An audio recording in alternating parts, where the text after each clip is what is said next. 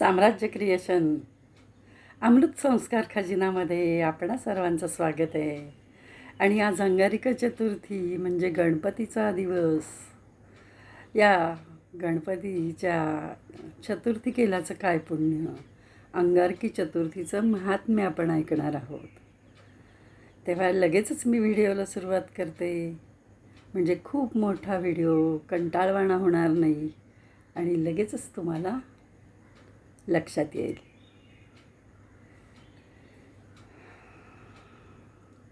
गणेशाला वंदन करूया.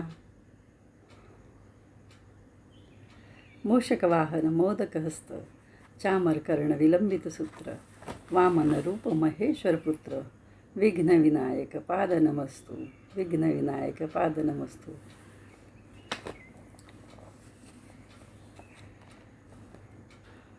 ओम गणपतये नमः हा जर मंत्र आजपासून तुम्ही सुरू केलात तर तुम्ही जे जे बोलाल ते योग्य बोलाल, जे तुमचा अभ्यास कराल ते तुमच्या लक्षात राहील असं माझ्या वाचनात आलं.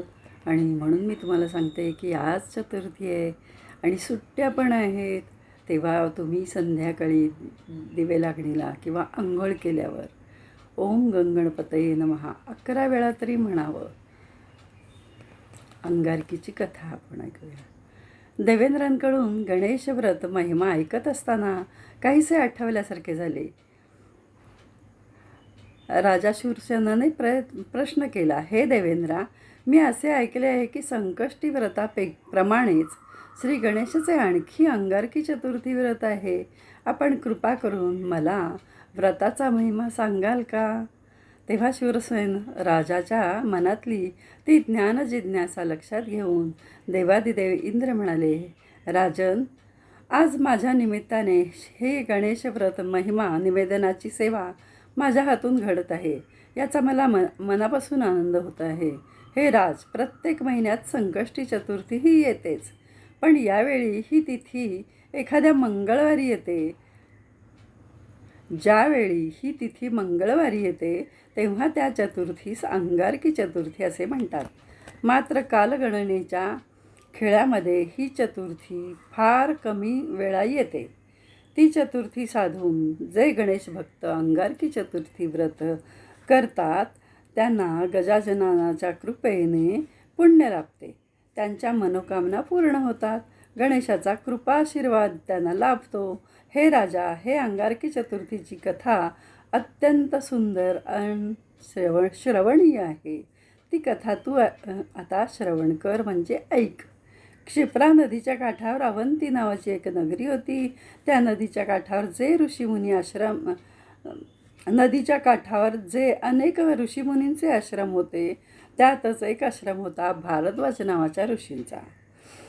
भारद्वाज ऋषी हे एक महान तपस्वी आणि अग्निहोत्री होते. त्यांच्या आश्रमात अनेक विद्यार्थी विद्यार्जन करत. एकदा हे भारद्वाज ऋषी पहाटे पहाटे क्षिप्रा नदीच्या स्नानास गेले. तेव्हा त्यांनी असे पाहिले की स्वर्गलोकीच्या काही अप्सरा त्या नदीत स्नान करत होत्या.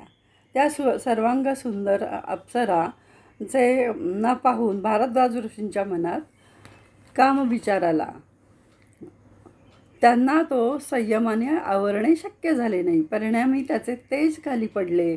ते खाली पडलेले तेज धरणी मातेने आपल्या पोटात सामावून घेतले. झाल्या प्रसंगाने भारद्वाज ऋषी मात्र खजील झाले. त्यांनी कसेबसे आपले मनास आवरले आणि नित्याचे स्नान झाल्यावर याबद्दल ईश्वराकडे क्षमा मागितली आणि आश्रमात परत आले. पुढे आपल्या नित्याच्या ध्यानधारणा, तपसाधना, विद्यादान या कामात त्यांना ही घटना विसरल्यासारखी झाली. मात्र इकडे असे झाले की ऋषींच्या तेजामुळे पृथ्वीला एक लालबुंद तेजस्वी असा बालक झाला.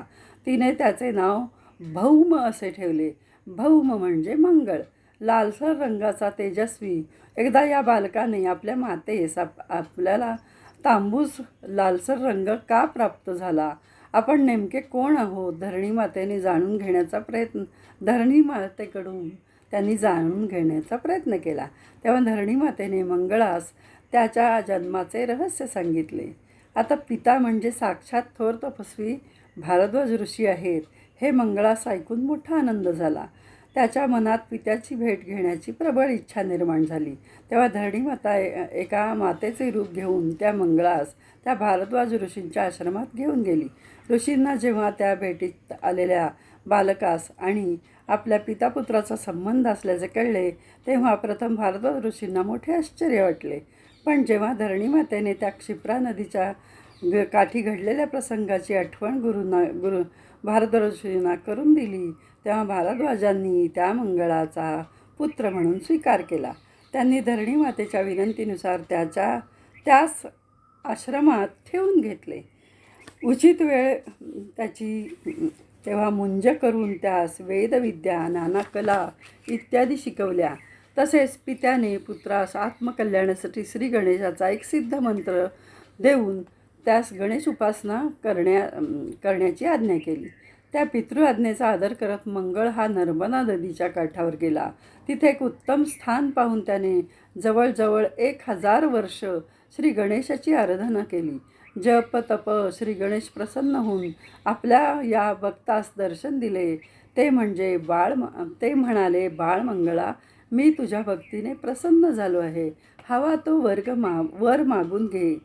तेव्हा मंगळ हात जोडून म्हणाला, हे गणराय, तुझी माझ्यावर सदैव कृपादृष्टी राहू दे. मग स्वर्गलोकीचे अमृत मिळू दे. आज ज्या तिथी आणि ज्या वारास तू मला प्रसन्न झाला आहेस, हा दर्शन प्रसाद दिलास, तो दिवस तुझ्या व्रताशी जोडला जाऊ दे. तेव्हा प्रसन्न झालेला गणराज म्हटला, हे भूमिपुत्रा, तू भौम या नावाने ओळखला जाशील. तुला अमृताचा लाभ मिळेल. आज मंगळवार आणि चतुर्थी तिथी आहे. असा योग जेव्हा येईल ती तिथी तुझ्या नावाने अंगारकी चतुर्थी म्हणून ओळखली जाईल. या दिवशी माझे पूजन, व्रत, उपासना, नामस्मरण करणाऱ्या भक्तात अनेक संकष्टी चतुर्थी व्रत केल्याचे फळ मिळेल असा आशीर्वाद देऊन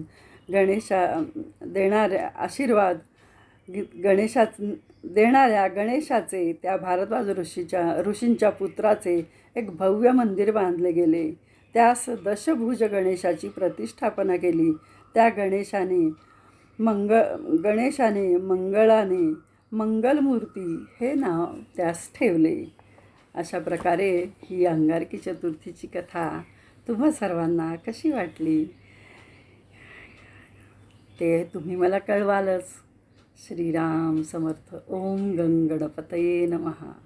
ओम गणपतये नमः. ओम गणपतये नमः.